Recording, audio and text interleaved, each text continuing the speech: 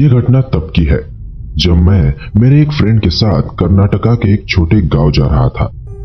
उस जगह का नाम मैं आपको नहीं बता सकता क्योंकि उसका नाम लेना भी मना है।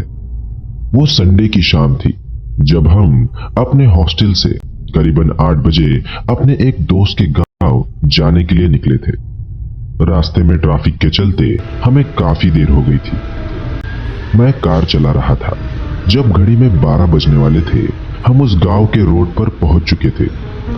अचानक मेरी ड्राइविंग एक बस के हॉर्न से इंटरप्ट हो गई जो कि हमारी गाड़ी के पीछे ही थी और लगातार बिना रुके उस बस का ड्राइवर हॉर्न बजाते जा रहा था।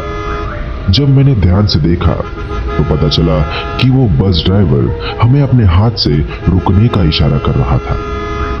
आकाश, हमारे पीछे की सारी गाड़ियां रुक गई हैं, मेरे फ्रेंड निखिल ने कार से बाहर झांकते हुए कहा। जब मैंने भी पीछे पलट के देखा कि क्या बात है, क्यों सब हमें हॉर्न बजा रहे हैं, तो मैंने पाया कि सारी बाइक्स, कार्स, ट्रक्स एक ही जगह रुके हुए हैं। मैंने गाड़ी रोकी और सोचने लगा कि वो लोग आगे क्यों नहीं आ रहे। यहाँ तो कोई ट्रैफिक सिग्नल भी नहीं है कि तभी उस बस ड्राइवर ने जोर से आवाज लगाते हुए हमें हमारी गाड़ी पीछे लेने के लिए कहा और एकदम से वो चुप हो गया। मैं अब भी कुछ समझ नहीं पाया था कि मैटर क्या है।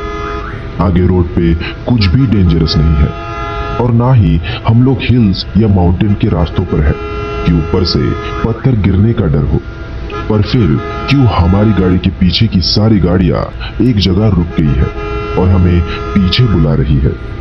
मैं और मेरे फ्रेंड सोच ही रहे थे कि अचानक एकदम से सारी गाड़ियों की हॉर्न्स की आवाज बंद हो गई और पूरी ओर एक सन्नाटा सा हो गया। ना तो कोई ड्राइवर अब हमें आवाज लगा रहा था और ना ही किसी गाड़ी का हॉर्न बज रहा था। तब मेरे कानों ने जो सुना वो सुन मेरे रोंगटे खड़े हो गए। एक औरत की रोने की आवाज जो मैं अपने सपनों में भी नहीं सुनना चाहता। वो इतनी डरावनी आवाज थी कि आज भी उसके बारे में सोच के मेरी रूह कांप जाती है। मैंने आज तक किसी औरत की इतनी डरावनी रोने की आवाज नहीं सुनी थी। हम दोनों उस औरत के रोने की आवाज सुनकर काफी डर गए थे और आवाज धीरे धीरे हमारे पास आने लगी थी। मैंने आज तक किसी भूत प्रेतों में बिलीव नहीं किया था, पर उस दिन मैंने जो देखा वो देख मेरी आंखें फटी की फटी रह गई। जैसे जैसे उस औरत के रोने की आवाज हमारे पास आने लगी, हमने देखा कि एक काली परछाई जो कि एक औरत की तरह दिख रही थी वो उड़ते हुए आई और हमारे सामने आके रोड पर बैठ गई और रोने लगी। उसके रोने की आवाज धीरे धीरे और तेज होने लगी। मैं और मेरा फ्रेंड उस औरत को देखकर जैसे जम से गए थे।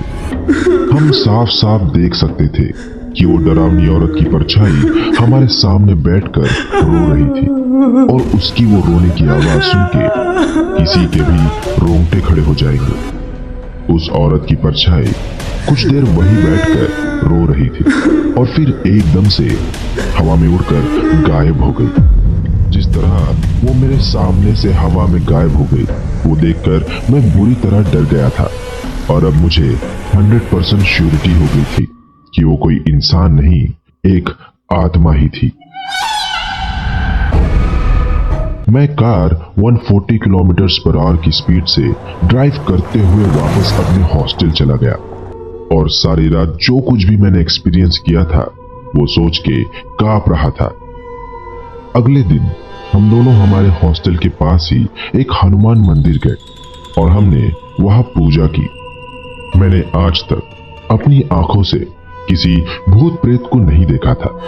मेरे लिए ये इंसिडेंट मेरे लाइफ का सबसे डरावना इंसिडेंट था जो मुझे ऑलमोस्ट हार्ट अटैक देने वाला था। मैं डरा हुआ था पर साथ ही क्यूरियस भी था कि उस दिन जिसे हमने देखा वो कौन थी और वो सारी गाड़ियां क्यों रुक गई थी। उन्हें उस औरत की परछाई के बारे में पता था, इसके पीछे की क्या कहानी है। वो पता करने के लिए मैं उसी बस ड्राइवर के पास गया जो हमें हॉर्न बजाकर और आवाज लगाकर रुकने के लिए कह रहा था। जब हम उसके पास पहुंचे और उसे उस रात के इंसिडेंट के बारे में पूछा कि वो सारी गाड़ियां क्यों रुक गई थी, तो उसने हमें बताया कई साल पहले उस रोड पे एक माँ और उसकी बेटी अपने कार से कहीं जा रहे थे और उसी जगह पे उनका एक्सीडेंट हो गया था। उस एक्सीडेंट में उन दोनों माँ बेटी की जगह पे मौत हो गई थी।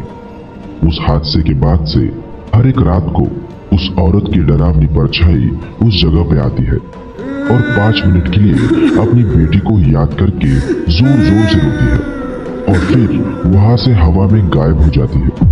उस टाइम वहां से चलने वाली सारी गाड़ियां पीछे ही रुक जाती है जब तक वो परछाई वहां से गायब नहीं हो जाती। जिस किसी को भी उस रोड के बारे में नहीं पता होता है, हम उसे बताने की कोशिश करते हैं। जब मैंने भी पहली बार उस परछाई को देखा था और उसकी डरावनी रोने की आवाज सुनी थी, तो मुझे एक हफ्ते तक काफी तेज बुखार आ गया था, पर अब मुझे और मेरे काफी दोस्तों को इसकी आदत हो गई है। वैसे आज तक किसी ने भी उस औरत को आमने सामने फेस नहीं किया है और भगवान की कृपा से उस आत्मा ने आज तक किसी को कोई नुकसान नहीं पहुंचाया है। जब उस ड्राइवर ने हमें उस इंसिडेंट के पीछे की सारी कहानी बताई तो हम दोनों और डर गए थे। वो मेरी लाइफ का सबसे हॉन्टेड एक्सपीरियंस था जो मैं पूरी जिंदगी नहीं भूल पाऊंगा। बल्कि आज भी उस गांव के रोड पे उसी जगह रात को 12 बजे से 12:05 तक सारी गाड़ियां वही रुक जाती है जब तक उस डरावनी औरत की परछाई उस रोड से चली नहीं जाती।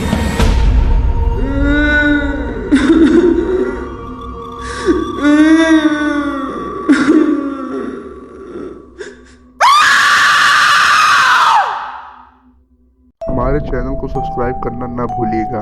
हम आपके लिए ऐसे ही हॉरर स्टोरी की वीडियोज लाते रहेंगे।